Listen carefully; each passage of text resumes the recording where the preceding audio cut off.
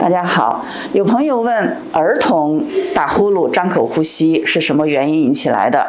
然后如何判断？那么儿童的打呼噜的原因，同样的其实跟成人差不多，也就是说你上气道的阻塞，然后引起来的一种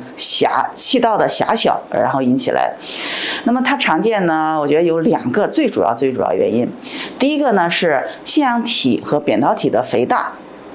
然后这是最常见一个原因，然后其次有个原因是鼻炎或鼻窦炎这一部分就是一个是鼻腔的因素，一个是咽腔的因素导致的打鼾。那如何判断它是这些原因引起来的？要看有没有相关的症状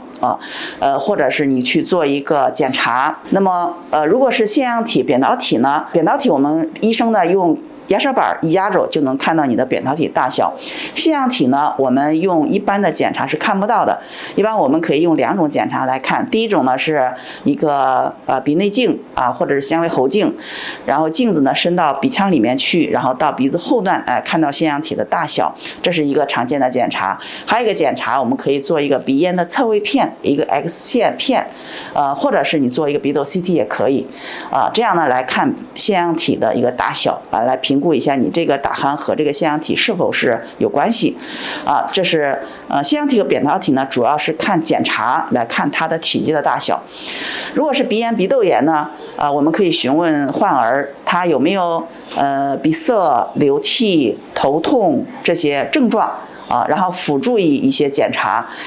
我们可以用一个鼻镜检查，然后我们可以拍一个鼻窦 CT。那么这个呢，我们就可以通过症状，它有没有鼻塞、流涕、疼痛的症状，然后呢，我们做相应的检查来看它是否有鼻炎、鼻窦炎。那么你确定了它有鼻炎、鼻窦炎，或者确定了它有腺样体的一个体积的增大，那么我们还有一个重要的问题，你要判定一下它的打鼾和